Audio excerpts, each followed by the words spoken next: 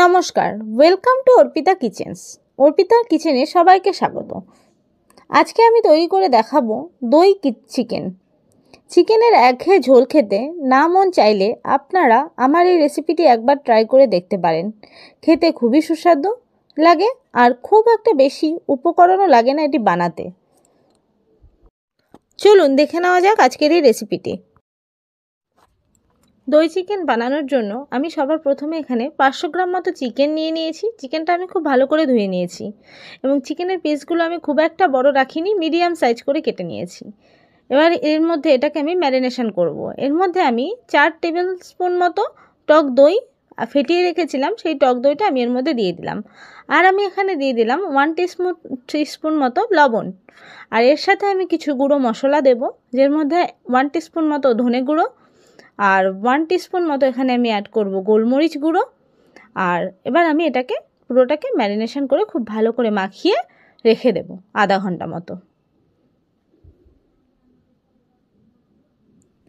চিকেনটা ম্যারিনেশনের জন্য রেখে দিয়ে আমি অপরদিকে একটা কড়াই গরম করে তাতে বেশ কিছুটা গোটা গরম মশলা দিয়ে দিয়েছি। তার মধ্যে গোলমরিচ, লবঙ্গ, এলাচ, দারচিনি সবগুলোই আছে। আর দিয়ে দিয়েছি একটা তেজপাতা। এবার এটাকে আমি 2 সেকেন্ড মতো ভেজে এটা থেকে যখন একটা সুন্দর অ্যারোমা বেরোতে আরম্ভ করবে তখন আমি এখানে কেটে রাখা পেঁয়াজটা দিয়ে দেবো। আমি এখানে 4টে মিডিয়াম সাইজের পেঁয়াজ ব্যবহার করেছি 500 গ্রাম চিকেনের জন্য। আপনাদের যদি চিকেনের কোয়ান্টিটিটা বাড়িয়ে করেন তাহলে পেঁয়াজের কোয়ান্টিটিটাও বাড়াতে হবে। এবারে আমি পেঁয়াজটাকে খুব লাল করে হালকা বাদামি কালার করে ভাজবো।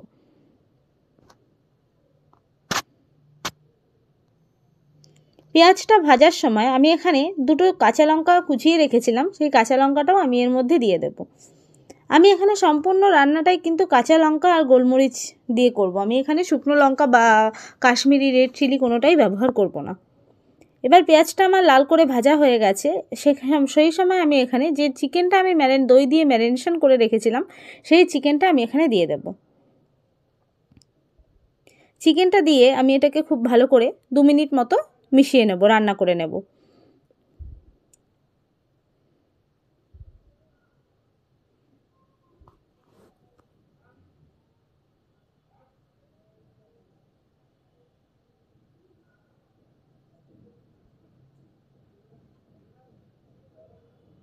দু মিনিট মতো দেখুন আমি যে পেঁয়াজটা দিয়েছিলাম এবং দইটা দিয়েছিলাম সেটাকে আমি খুব ভালো মতো 2 মিনিট মতো রান্না করে নিয়েছি এবং সমস্ত মশলাটা একসাথে হয়ে গেছে। এবারে আমি এটাকে 5 মিনিটের জন্য ঢাকা দিয়ে রান্না করব। 5 মিনিট পর আমি এসে ঢাকনাটা খুলছি। দেখুন যে দইটা দিয়েছিলাম সেই দইগুলো টোটালটাই চিকেনের মধ্যে মেল্ট হয়ে গেছে। এখানে কিন্তু আর দেখে বোঝা যাচ্ছে না যে আমি চিকেনটাকে দই দিয়েছি বা কি দই দিইনি, বা চিকেনটা আমি দই দিয়ে ম্যারিনেট করে রেখেছিলাম। খুব ভালো করে এবারে আমি চিকেনটা থেকে তেল ছাড়তে আরম্ভ হয়ে গেছে, মানে দইটা খুব ভালো করে মিশে গেছে। এবারে আমি এখানে কিছু বাটা মশলা অ্যাড করব, যার মধ্যে আমি কাঁচা লঙ্কা, আদা এবং রসুন পেস্ট করে রেখেছিলাম।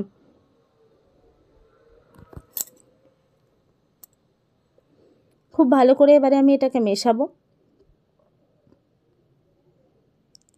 এই সময় আমি এখানে ছোট চামচের 1 চামচ গোলমরিচ গুঁড়ো অ্যাড করলাম, যেহেতু আমার রান্নাটা টোটালটাই গোলমরিচ এবং কাঁচা লঙ্কা দিয়ে হবে সেই কারণে।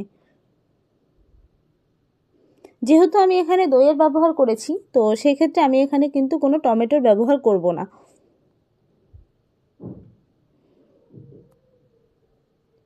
এবার সমস্তটাকে আমি 5 মিনিট মতো রান্না করে নেব। আমি ততক্ষণ এটাকে কষাবো যতক্ষণ এটা থেকে তেল না ছেড়ে আসবে।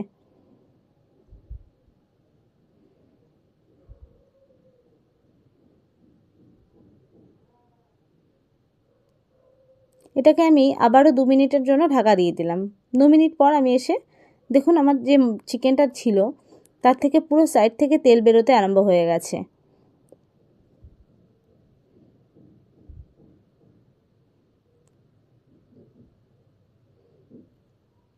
আমি কিন্তু এখনও এখানে জল ব্যবহার করিনি।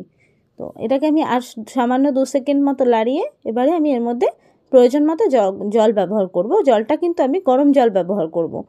এখানে যেহেতু আমি এটা বেশি গ্রেভি রাখবো না, কারণ আমি এটা রাতে রুটি বা পরোটার সাথে সার্ভ করব, তো সেই কারণে আমি এখানে একটা ছোট বাটি 2 বাটি মতো জল ব্যবহার করব।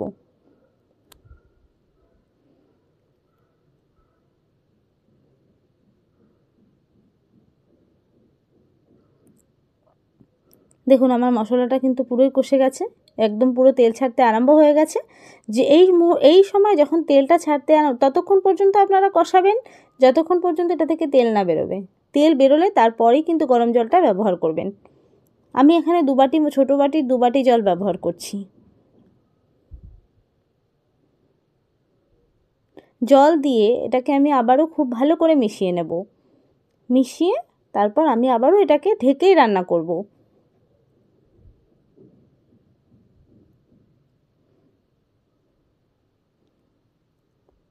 দেখুন আমার মেশানো হয়ে গেছে, এবারে আমি এটাকে ঢাকা দিয়ে রান্না করব 2-3 মিনিটের মতো। দেখুন 2-3 মিনিট আমি রান্না করে নিয়েছি, এবারে আমি ঢাকনাটা খুলে দিলাম। দেখুন আমার সমস্ত সাইড থেকে কিন্তু তেলটা বেরিয়ে এসছে এবং আমার চিকেনটাও খুব ভালো মতো সেদ্ধ হয়ে গেছে। যেহেতু আমি এটা ম্যারিনেশন করে রেখেছিলাম সেহেতু সেদ্ধ করতে এটা বেশি সময় লাগবে না। আপনারা যত বেশিক্ষণ এটাকে ম্যারিনেশন করে রাখবেন তত এটা সেদ্ধ হতে সময় কম নেবে। তো এই সময় আমি এখানে শাহি গরম মশলা 1 টেবিলস্পুন মতো শাহি গরম মশলা দিয়ে এটাকে খুব ভালো করে মিশিয়ে নেব। আমার চিকেনটা কিন্তু প্রায় কমপ্লিট হয়ে গেছে। আমি এখানে এর থেকে বেশি এটাকে ঝোল রাখবো না বা এর থেকে বেশি আমি এখানে গ্রেভিটা রাখবো না। তো সেজন্য আমি এখানে শাহি গরম মশলাটা দিয়ে দিয়েছি, দিয়ে আমি এটাকে খুব ভালো করে মিশিয়ে নিয়েছি।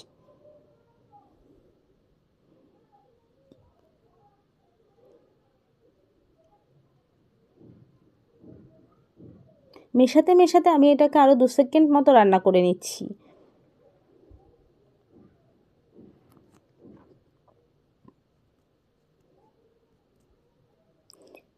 দেখুন আমার চিকেনটা প্রায় হয়ে এসেছে। সব শেষে আমি এখানে কেটে রাখা ধনেপাতা রেখেছিলাম, সেই ধনেপাতাটা আমি এর মধ্যে অ্যাড করে দেব। অ্যাড করে এবং ধনেপাতাটা দেওয়ার পরও আমি এটাকে আর 2 সেকেন্ড খুব ভালো করে মিশিয়ে রান্না করে নেব।